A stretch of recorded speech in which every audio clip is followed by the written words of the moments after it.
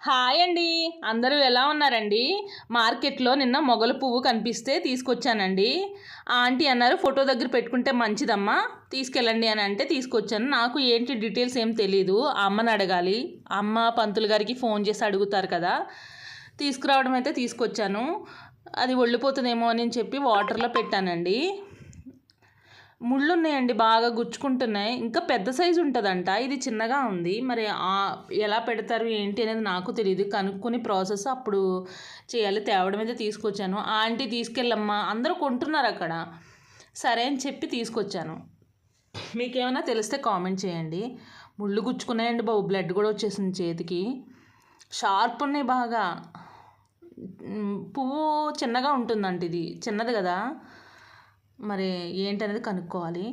మా వారు నేను చాలా రోజుల నుంచి అడుగుతున్నా గాజు కంటైనర్స్ కావాలని, తీసుకొచ్చారు. మ్యాక్సిమం నేను వాడేవన్నీ గాజే వాడతానండి. ఎందుకంటే అందరికీ ఒక పిచ్చి ఉంటుంది కదా, నాకు గాజు పిచ్చ. ఎందుకంటే పురుగు పట్టదండి. ఇంకోటి క్లియర్గా కనిపిస్తుంది మనకి.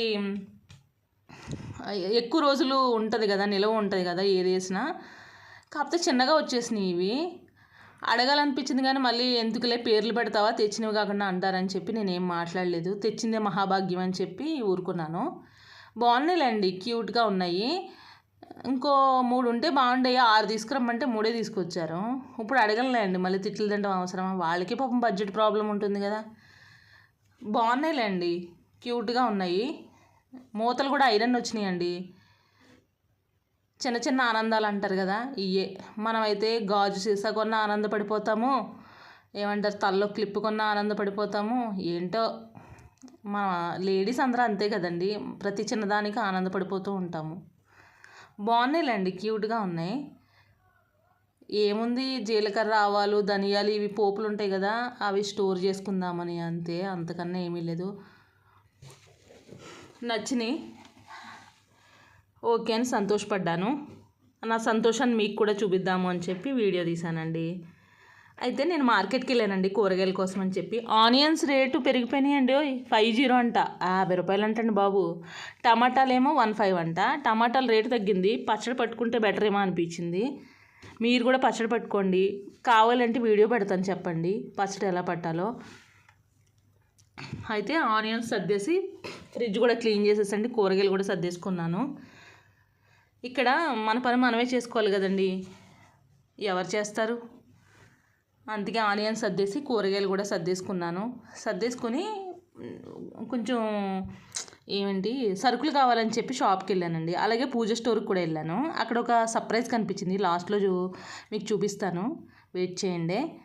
అయితే పూర్ణాల కోసం అని చెప్పి ఏంటది కందిపప్పు కాదు, చూడండి ఏ పప్పు కూడా తెలియట్లేదు నాకు. ఏం పప్పు అండి అది, పూర్ణాలకి శనగపప్పు అండి బాబు, తెచ్చుకున్నాను. ఇక్కడండి జాంకాయలు ఫ్రూట్స్ తీసుకున్నాను. ఇంటి దగ్గర మాకు 2 చెట్లు ఉన్నాయండి, జామ చెట్లు. అక్కడ తినేవాళ్ళు ఎవరు లేరు. అమ్మ రోజు పడి కింద పడిపోయి కుళ్ళిపోతున్నాయి అని మా అమ్మ రోజు చెప్తుంది, పడిపోతున్నాయి పండిపోయాయని.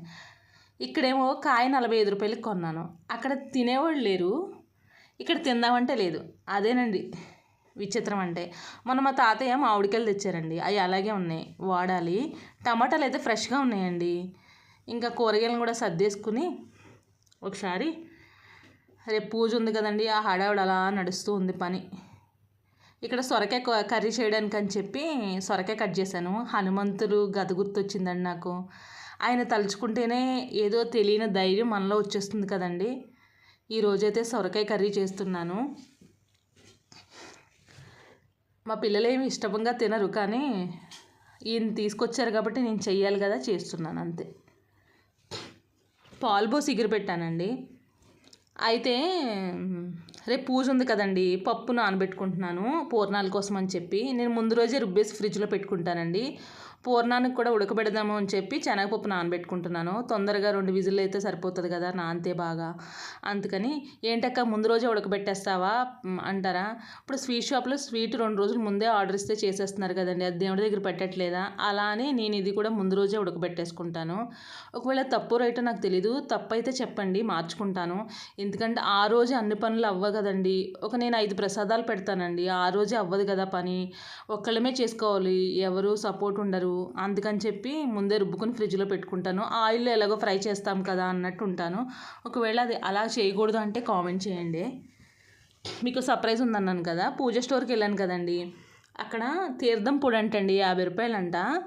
సేమ్ గుళ్ళో పంతులు గారు పోస్తారు కదండి మనకు తీర్థం, మంచి ఘాటు స్మెల్ ఉందండి. అది ఓపెన్ చేస్తుంటేనే మనం తీర్థం తాగినంత స్మెల్ వచ్చేస్తుంది. అది బాగా అనిపించింది. అరే తీర్థం పౌడర్ కూడా దొరుకుతుందా అని నేను షాక్ అయ్యాను. అయితే తీసుకున్నానండి, బాగుంది. నా ఛానల్ కనుక మీకు నచ్చినట్లయితే సబ్స్క్రైబ్ చేసుకుని ప్లీజ్ లైక్ చేసి షేర్ చేసి ప్లీజ్ సపోర్ట్ చేయండి. మీరు వీడియో చూసి లైక్ చేయండి ప్లీజ్. మీరు లైక్ చేయడం వల్ల నా వీడియో ఇంకొంచెం జనాల్లోకి వెళ్తుంది. Please support me. Thank you so